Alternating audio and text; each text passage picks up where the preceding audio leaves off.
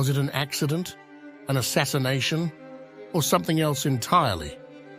That's the burning question on everyone's lips about the mysterious end of Yevgeny Prigozhin, a man who climbed from selling hot dogs to running a powerful private military group with tendrils reaching far beyond Russia's borders. Welcome to Understate, where we dig deep into conspiracy theories, political intrigue, and controversial news. I'm your host, Sam, and today we're dissecting the life and abrupt death of Yevgeny Prigozhin. Known as Putin's chef, this guy was a complex character, to say the least. Prigozhin wasn't just your average entrepreneur.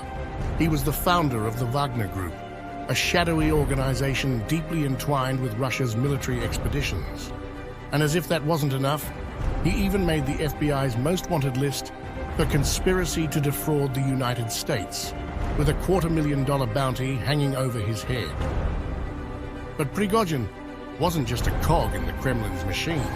He was a media maestro, taking Kremlin narratives and spinning them through a web of military correspondents and bloggers. He wasn't afraid to defy the powers that be, openly criticizing Russia's top military commanders and positioning himself as an alternative voice in a sea of government-approved narratives. So why would a man so deeply embedded in Russia's political and military landscape suddenly find himself at odds with the Kremlin? And more importantly, how did he go from being Russia's rising star to a name on a tombstone? In today's episode, we're diving deep into the life and puzzling death of Yevgeny Prigozhin. Well, buckle up, kids, it's going to be a wild ride.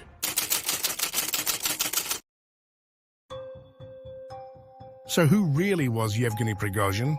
A catering mogul turned Kremlin asset? Or an ambitious power player who took a shot at the king and missed? To understand the enigma, you have to go back to where it all started. Convicted criminal, check. Catering entrepreneur, check. But that was just Act 1 for Prigozhin.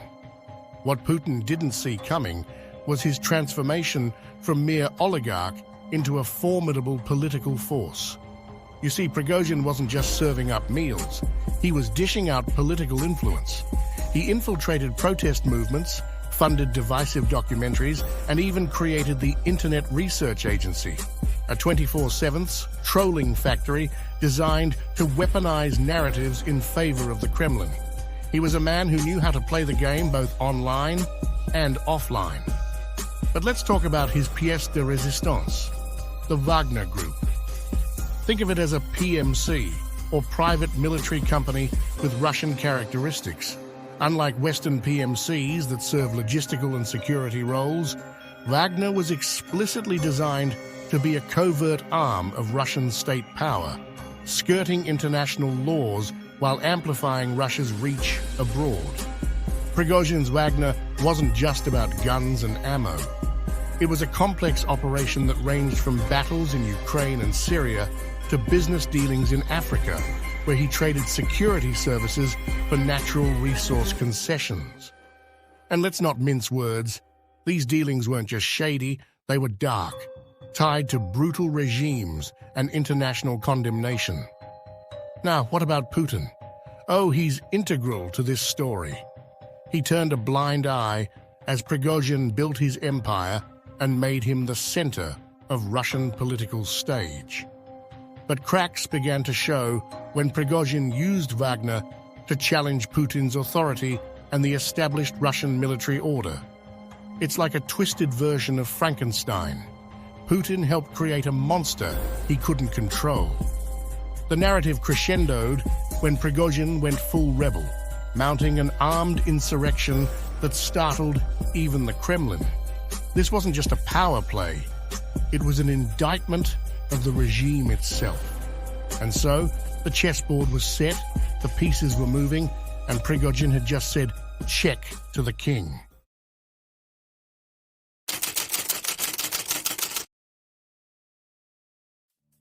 All right, let's get into the hard facts, or at least what's been presented as facts.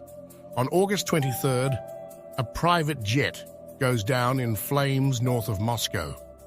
The crash site is a mess. First responders, investigators, and media converge. And guess what? Among the wreckage, they find the ID of Yevgeny Prigozhin. Now, here's where the plot thickens. Officially, the Kremlin's narrative is ambiguous, to say the least. Dmitry Peskov, Putin's mouthpiece, uses words like unfortunate and sensitive matter, hinting that something's off, but not diving into specifics. Across the pond, President Biden chimes in. His words. Not surprised. Now that's enough to stir the pot. No direct accusations, but he certainly adds an air of skepticism to the whole affair. So here's the deal. Official statements are vague, maybe even intentionally so. It's like everyone's reading from a script, but no one's letting us see the screenplay. August 23rd. A plane crash, high-profile passengers, conflicting statements. That's what we've got. And honestly, it's just fueling a wildfire of theories.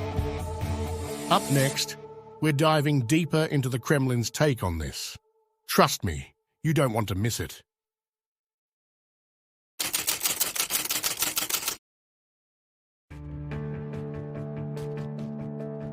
After almost a day of intense speculation and a shocking silence, Putin finally speaks. But don't get too excited. He's still playing his cards close to his chest. Putin describes Prigozhin as a talented person who had made serious mistakes in life. He sends his condolences to the families of the 10 people reported to be on that doomed flight, but stops short, noticeably short, of confirming Prigozhin's death. Now, that's where things get spicy. While Putin dodges, the Pentagon makes a bolder claim. They say they believe the Wagner chief likely bit the dust in that crash. And the local chatter? Villagers heard a loud bang before witnessing the plane's fatal descent. Russian media are speculating about the possibility of an onboard bomb. A US official echoes that, saying an explosion seems likely. But hey, let's throw a curveball into this mess. A Prigozhin-linked Telegram channel suggests Russian anti-aircraft forces might have shot the plane down. The Pentagon says, nah, they've got no info to back that up. We're knee-deep in a narrative swamp here. The Kremlin says one thing, the Pentagon another, and the Russian public something else entirely. Who's telling the truth, and who stands to gain from these fractured stories?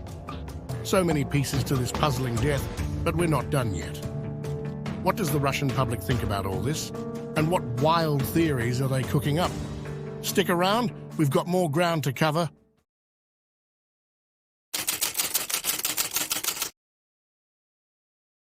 All right, we've heard from the suits, but what about the people? The folks walking the streets of Moscow, St. Petersburg, or even Tver, near where that plane came down. What are they saying? Western surveys are giving us a fascinating look at Russian public sentiment. And let me tell you, there's a range. Some folks are echoing the official narrative, but there's also a vocal bunch who are side-eyeing the whole affair. The Russian Watcher Initiative, an independent monitoring group, backs this up. They say that while some people are swallowing the Kremlin line, a sizable minority are pushing alternative theories. And oh boy, the internet is a cauldron of conspiracy. Dominant theories? Well, for one, there's a group that's convinced Ukraine had a hand in it. Yep, you heard that right. Despite zero evidence, Ukraine is being fingered by some as the mastermind behind Prigozhin's supposed accident. But wait, there's more. Some think Prigozhin faked his own death, while others reckon his short-lived mutiny last June finally caught up to him. It's a smorgasbord of speculation, seasoned with a dash of distrust in official statements. When you put it all together, you've got a Russian public that's just as splintered as the rest of the world when it comes to interpreting this high-stakes demise. And let's be honest, that plays into the hands of the people who love a good smokescreen.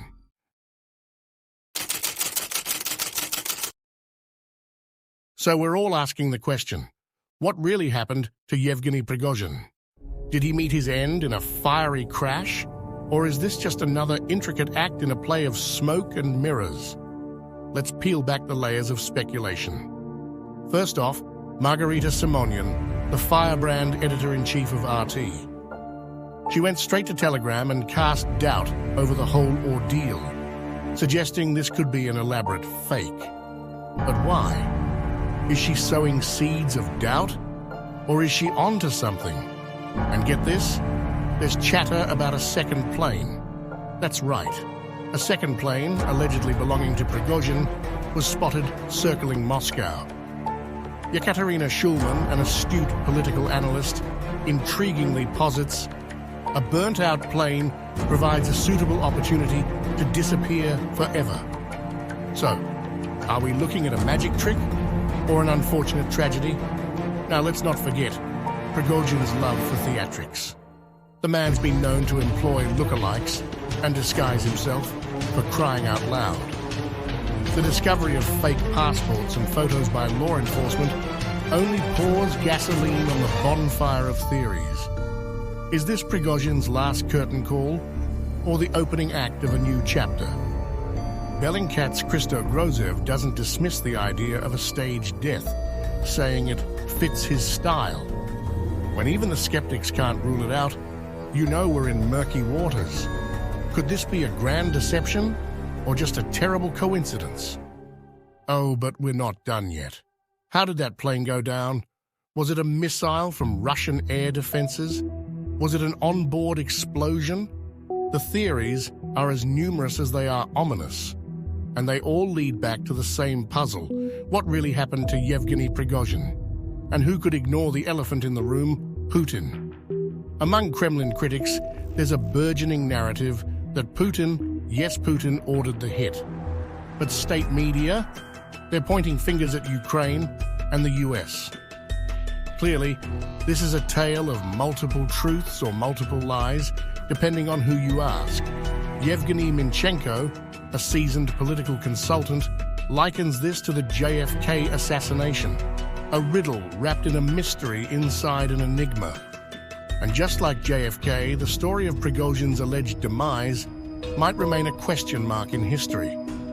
One thing's for sure, Yevgeny Prigozhin has, in life or in death, managed to keep us all on the edge of our seats. And as we dig deeper into this convoluted narrative, the line between fact and fiction becomes increasingly blurred. Stay tuned, because this story isn't going anywhere. The official line is clear. Yevgeny Prigozhin, the enigmatic mastermind behind the Wagner Group, is dead. But what if that's exactly what they want you to think? In the world of geopolitics, things are rarely as they seem. Let's entertain the notion that Prigozhin is alive, and it's business as usual for the Wagner Group. What could this mean? For one, it offers Wagner the perfect cover to operate without the spotlight, all while the world believes its puppet master is gone. Then there's the Russia-Ukraine tension. If Prigozhin is still pulling strings, could we see a more aggressive stance in Ukraine under the cover of his death? Or perhaps a move to consolidate power in the shadows now that the world's eyes are turned elsewhere? And don't forget about Putin. Officially, he's lost a confidant, or maybe even an adversary. But if Prigozhin is still active, Putin gains a ghost operative free from scrutiny, a dark chess piece on a complicated board. Conflicting narratives are part of the game, and let's face it, disinformation serves multiple agendas. If Prigozhin is alive, the fog of confusion serves to shield him, but it also serves the Kremlin's broader objectives. The conflicting reports muddy the waters, making it hard for anyone to definitively say what's really happening. This disinformation, whether intentional or not, plays into the hands of the Kremlin. After all, in a world where facts are up for debate, power lies with those who can shape the narrative. In the end, as we navigate this labyrinth of uncertainties, one thing becomes clear. The story of Yevgeny Prigozhin, alive or dead, is far from over. And like any great mystery, the deeper we go, the less we find we know. And there we have it, folks.